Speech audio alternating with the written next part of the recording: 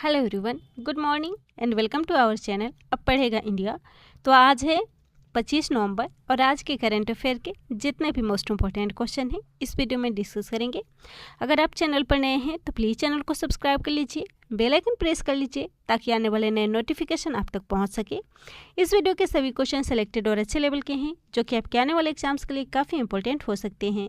चलिए शुरू करते हैं आज के इस वीडियो का फर्स्ट क्वेश्चन।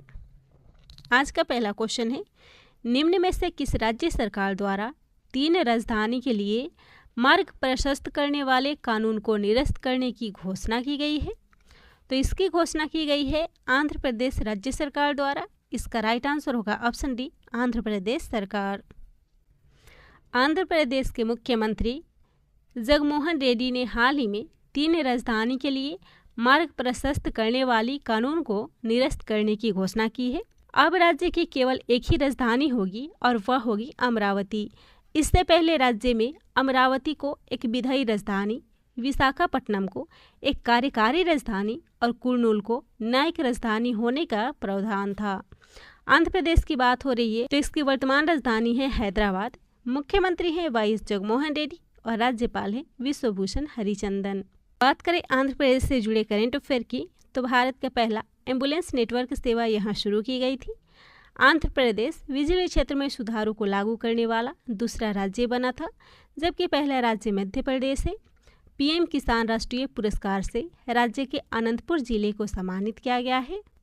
इसके अलावा आंध्र प्रदेश में साल्ट नामक एक पहल की शुरुआत की गई है।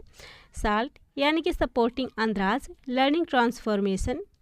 वहीं एनटीपीसी लिमिटेड के द्वारा राज्य में देश की सबसे बड़ी फ्लोटिंग सोलर पीवी परियोजना शुरू की गई है। राज्य के मंत्रिमंडल ने जाति आधारित जनगणना को मंजूरी दी है और स्मार्ट पुलिसिंग इंडेक्स 2021 में राज्य की पुलिस को देश की समग्र रेटिंग में पहला स्थान प्राप्त हुआ है। अगला क्वेश्चन है, अंतर्राष्ट्रीय एमी पुरस्कार 2021 में किस अभिनेता को सर्वश्रेष्ठ अभिनेता का पुरस्कार दिया गया है? तो इसका राइट आंसर होगा ऑप्शन ए, डेविड टेनेंट को।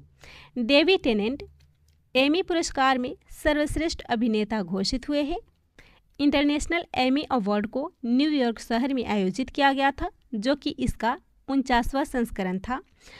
भारत उपरोक्त किसी भी श्रेणी में इस पुरस्कार में जीत दर्ज नहीं कर सका है। अब तक एमी पुरस्कार पाने वाला एकमात्र भारतीय शो है दिल्ली क्राइम, जिसे 2020 में सर्वश्रेष्ठ ड्रामा जीता था। तो हाल ही में 2021 के अंतर्राष्ट्रीय एमी पुरस्कार के विजेताओं की सूची जारी की गई है, जिसमें सर्वश्रेष्ठ अभिनेता बने हैं डेविड टेनेंट, जो देश के लिए उन्हें यह अवार्ड मिला है। सर्वश्रेष्ठ अभिनेत्री बनी है हेली स्क्वायर। सर्वश्रेष्ठ नाटक श्रृंखला बना है तेहरान, जो इजराइल का है। सर्वश्रेष्ठ कॉमेडी सीरीज बनी है कॉल माई एजेंट सीजन 4, जो कि फ्रांस का है। सर्वश्रेष्ठ डॉक्यूमेंट्री फिल्म बनी है Hope Frozen a quest to live twice, जो कि थाईलैंड का है। अगला क्वेश्चन है, हाल ही में 24 नवंबर को किस राज्य ने लाचित बोड़फुकन दिवस को मनाया है? तो इस दिवस को असम राज्य में मनाया गया है। इसका राइट आंसर होगा ऑप्शन डी, असम। अहोम सेना के जनरल लाचित बोड़फुकन की जयंती के रूप में 24 नवंबर को भारतीय राज्य असम में लाची दिवस मनाया जाता है। लाचित बोड़फुकन का जन्म 24 नवंबर 1622 को चराई देव में हुआ था और वह सरायघाट की लड़ाई में अपनी सैन्य खुफिया जानकारी के लिए जाने जाते थे।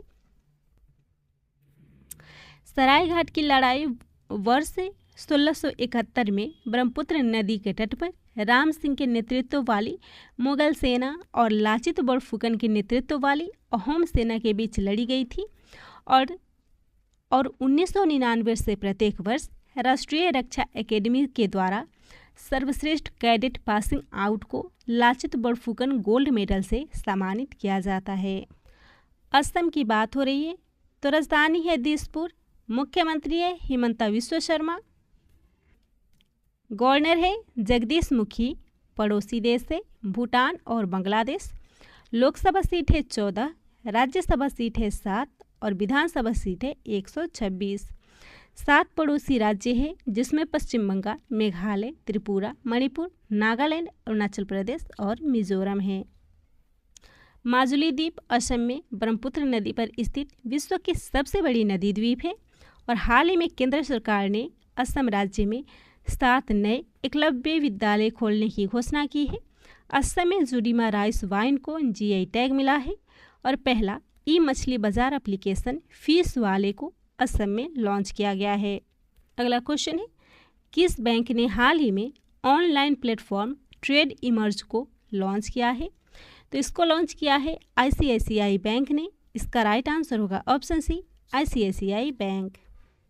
निजी क्षेत्र के ऋणदाता आईसीआईसीआई बैंक ने भारतीय निर्यातकों और आयातकों को डिजिटल बैंकिंग और मूल्य वर्धित सेवाएं प्रदान करने के लिए ट्रेड इमर्ज नाम से एक ऑनलाइन प्लेटफॉर्म लॉन्च किया है। आईसीआईसीआई की बात हो रही है तो एमडी और सीईओ है संदीप बख्शी।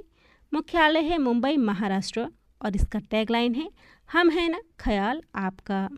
इसी के साथ बैंक से जुड़े करेंट अफेयर के कुछ इंपॉर्टेंट पॉइंट्स हैं, जैसे कि हाल ही में सिडबी ने एमएसएमई का समर्थन करने के लिए गूगल के साथ एक भागीदारी की है।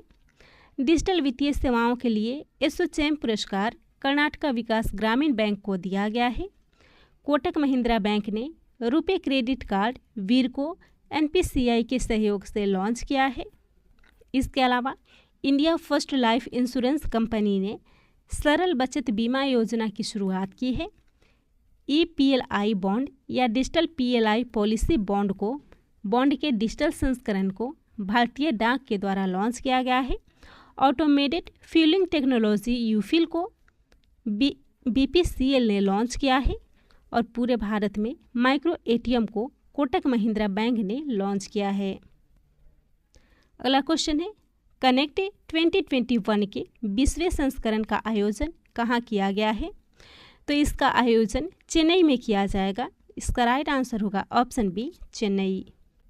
भारतीय उद्योग परिसंघ यानी कि कॉन्फेडरेशन ऑफ इंडियन इंडस्ट्री ने अपने प्रमुख कार्यक्रम कनेक्ट 21 का आयोजन 26 से 27 नवंबर 2021 तक तमिलनाडु की राजधानी चेन्नई में करेगा।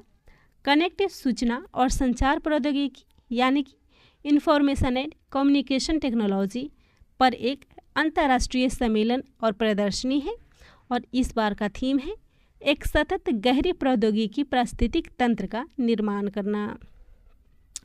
कनेक्ट 21 का मुख्य फोकस राज्य की जीडीपी को 2030 तक 1000 अरब अमेरिकी डॉलर तक ले जाना है और इस आयोजन में ऑस्ट्रेलिया और यूनाइटेड किंगडम भी भागीदार देश है। सीआईआई के प्रमुख कार्यक्रम की मेज़बानी तमिलनाडु राज्य सरकार द्वारा की जा रही है और software technology parks of India और केंद्रीय इलेक्ट्रॉनिक्स एंड दूरसंचार मंत्रालय के द्वारा सह होस्ट इसका किया जा रहा है। अगला क्वेश्चन है, G7 विदेश और विकास मंत्रियों के शिखर सम्मेलन की मेज़बानी किस देश द्वारा की जाएगी? तो इसकी मेज़बानी यूनाइटेड किंगडम के द्वारा की जाएगी। इसका राइट आंसर होगा option A, United kingdom. United kingdom यानी कि यूके दिसंबर 2021 में लिवरपूल शहर में G7 विदेश और विकास मंत्रियों के शिखर सम्मेलन की मेज़बानी करेगा। लिवरपूल इंग्लैंड के मर्सीसाइड में स्थित है। 2021 में G7 विदेश और विकास मंत्रियों की यह दूसरी व्यक्तिगत सभा होगी। G7 यानी कि ग्रुप 7 की बात हो रही है, तो पहले G6 के रूप में इसे जाना जाता था। 1976 में कनाडा के शामिल होने के बाद यह G7 के रूप में जाने लगा। G7 के सदस्य देशों में शामिल है France, Germany, Italy, United kingdom यानी कि इंग्लैंड और ब्रिटेन, जापान, अमेरिका और कनाडा। पहला शिखर सम्मेलन का आयोजन फ्रांस में हुआ था 1975 में। भारत इसका सदस्य देश नहीं है। 46वें G7 शिखर सम्मेलन 2020 में हुआ था जो कि स्थगित हो गया था और इसका आयोजन अमेरिका में होने वाला था। 47वें G7 शिखर सम्मेलन का आयोजन 2021 में यूनाइटेड किंगडम में किया जाएगा। अगला क्वेश्चन है, मध्य प्रदेश के पतालपानी रेलवे स्टेशन का नाम बदलकर क्या कर दिया गया है? तो इसका नया नाम तात्या मामा रेलवे स्टेशन कर दिया गया है। इसका राइट आंसर होगा option A, Patalpani railway station अब तात्या मामा रेलवे स्टेशन के नाम से जाना जाएगा। इसी के साथ पाताल पानी रेलवे स्टेशन मध्य प्रदेश के इंदौर में स्थित है, जिसे अब तांत्या मामा रेलवे स्टेशन के नाम से जाना जाएगा। इसके अलावा कुछ और रेलवे स्टेशन के नाम बदले गए हैं, उन्हें भी देख लेते हैं। तो हाल ही में मड़ुआडीह रेलवे स्टेशन का नाम बनारस रेलवे स्टेशन कर दिया गया है। झांसी रेलवे स्टेशन का नाम Laxmibai railway station, Habibganj railway station का नाम रानी कमलापति रेलवे स्टेशन कर दिया गया है। अगला क्वेश्चन है, 5वीं पूर्वी एशिया शिखर सम्मेलन का आयोजन कहाँ किया जाएगा? तो इसका आयोजन कोलकाता में किया जाएगा। इसका राइट आंसर होगा ऑप्शन बी, कोलकाता। समुद्री सुरक्षा सहयोग पर 5वीं पूर्वी एशिया शिखर सम्मेलन को कोलकाता में आयोजित किया जाएगा। यह आयोजन भारत द्वारा ऑस्ट्रेलिया के साझेदारी में किया जा रहा है।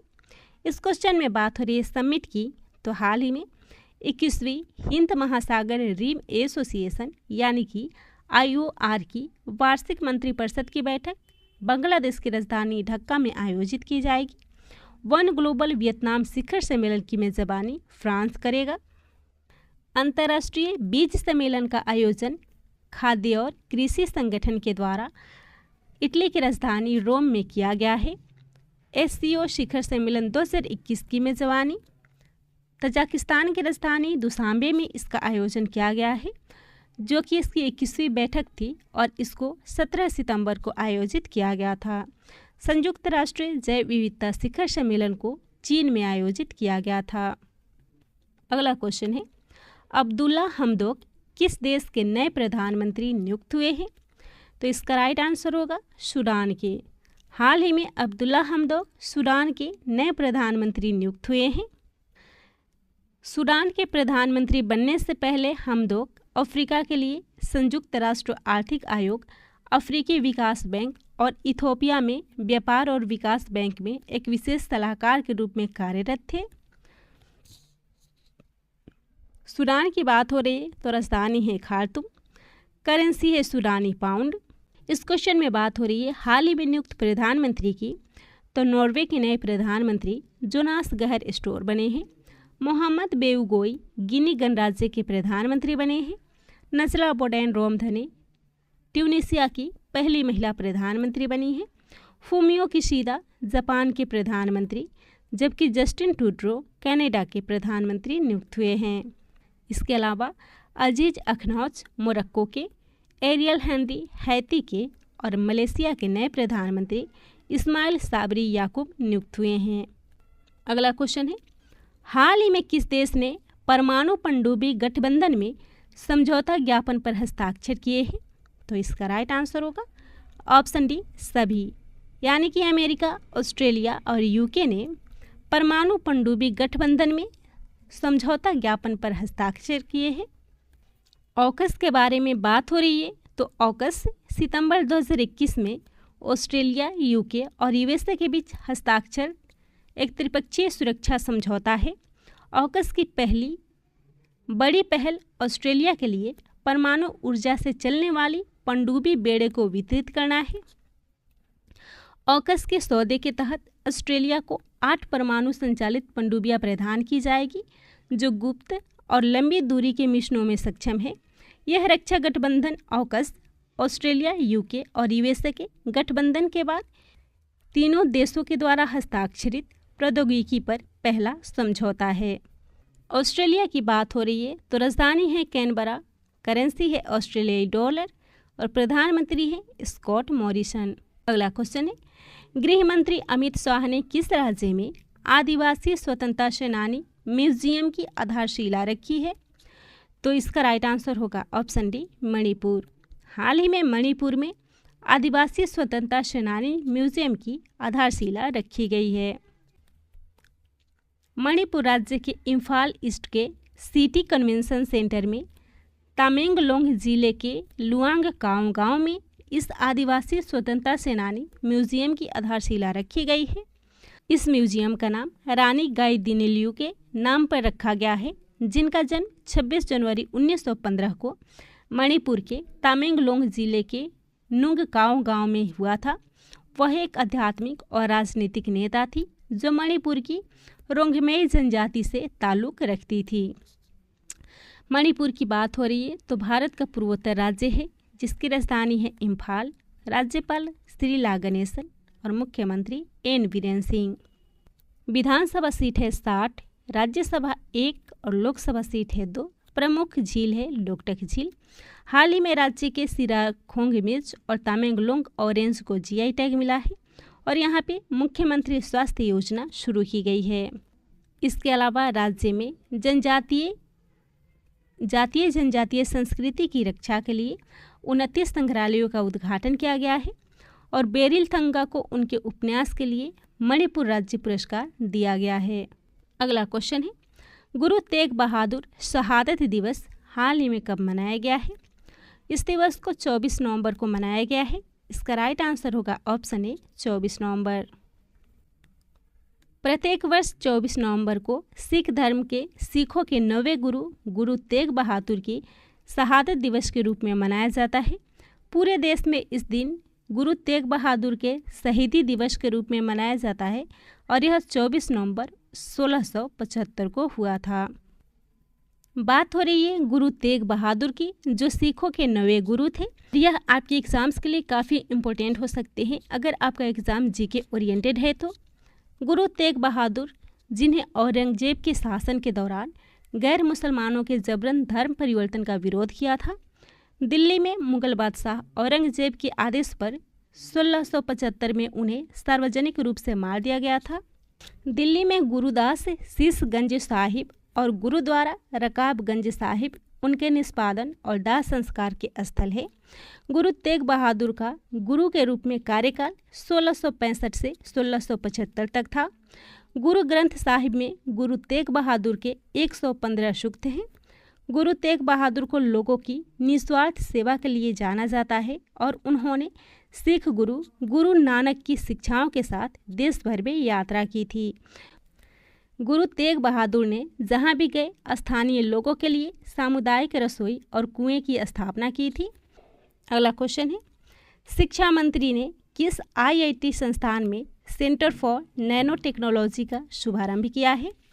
तो इसका शुभारंभ आईआईटी गुवाहाटी में किया है। इसका राइट आंसर होगा ऑप्शन सी आईआईटी गुवाहाटी।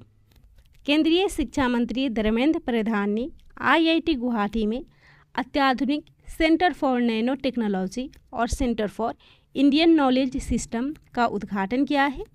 उन्होंने एनईपी 2020 के कार्यान्वयन पर एक पुस्तक का भी विमोचन किया है। इस क्वेश्चन में आईआईटी संस्थानों की बात हो रही है तो हाल ही में आईआईटी मद्रास के शोधकर्ताओं ने सेप्टिक टैंक की सफाई के लिए होमोसेप नाम से एक रोबोट को विकसित किया है। आईआईटी हैदराबाद ने तेलंगाना राज्य में मेन ओझा गोंड समुदाय के ढोकरा शिल्प की सुरक्षा के उद्देश्य से ढोकरा कला रूप के लिए डिज़ाइन कार्यशाला को आयोजित किया है। ऑनलाइन प्लेटफॉर्म ई सोर्स भारतीय प्रौद्योगिकी संस्थान आईआईटी मद्रास के द्वारा लॉन्च किया गया है और ई रिक्शा के लिए भारत की पहली स्वदेशी मोटर को आईआईटी मद्रास ने विकसित किया है। चिकित्सा ऑक्सीजन क्षमता 3 गुना बढ़ाने के लिए एमलेक्स डिवाइस को आईआईटी रोपड़ ने विकसित किया है। किसकी एक नई किताब India versus UK the story of an unprecedented diplomatic win हाल ही में लॉन्च हुई है? तो इस पुस्तक को लिखा है सैयद अकबरुद्दीन ने। इसका राइट आंसर होगा ऑप्शन डी सैयद अकबरुद्दीन। सैयद अकबरुद्दीन ने हाल ही में India versus UK the story of an unprecedented diplomatic win नाम से एक पुस्तक को लिखा है। पुस्तक में 2017 में अंतर्राष्ट्रीय न्यायालय यानी कि आईसीजे के चुनावों में यूनाइटेड किंगडम के खिलाफ भारत की जीत पर पर्दे के पीछे का विवरण दिया गया है। इसी के साथ हाल ही में आई कुछ और पुस्तकों को भी देख लेते हैं। The murder the monarch and the फकीर नाम से एक पुस्तक आई है जिसको लिखा है अपू एस्थोस सुरेश और प्रियंका कोटमराजू ने। Know your rights and claim them, इसको एंजीला जोली ने लिखा है। सियासत में सदस्यता पुस्तक को विजय कुमार ने लिखा है। वहीं विशेष कोड टू विन, इसको निरुपमा यादव ने लिखा है। स्वच्छ भारत क्रांति गजेंद्र सिंह शेखावत और स्मृति ईरानी ने। अमेजिंग अयोध्या को नीना राय ने और making sense of Indian democracy को योगेंद्र यादव ने लिखा है। तो यह था आज के करंट अफेयर का मोस्ट इम्पॉर्टेंट क्वेश्चन। वीडियो पसंद आता हो तो शेयर कीजिएगा, चैनल को सब्सक्राइब कीजिएगा।